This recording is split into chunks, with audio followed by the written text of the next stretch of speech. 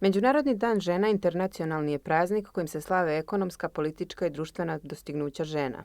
Prvi put je obeležen 1909. godine u Sjedinjenim Američkim Državama 28. februara, ali već naredne godine na prvoj međunarodnoj konferenciji žena u Kopenhagenu na inicijativu Klare Cetkin odlučeno je da se Međunarodni dan žena ubuduće obeležava 8. marta u znak sećanja na proteste žena radnice u tekstilnoj industriji koje su održani u Njujorku 1857. godine. Kao Međunarodni dan žena, 8. mart je prvi put zvanično obeležen 1911. godine, a obeležio ga je više od 1.000.000 ljudi u Austriji, Danskoj, Nemačkoj i Švajcarskoj. U Srbiji je prva proslava Dana žena organizovana u Beogradu 1914. godine. Ustaljena praksa i običaj obeležavanja Dana žena širom sveta su slični. To je dan kada se ženama ukazuje posebna pažnja, daruje cveće i prigodni pokloni i čestita njihov dan.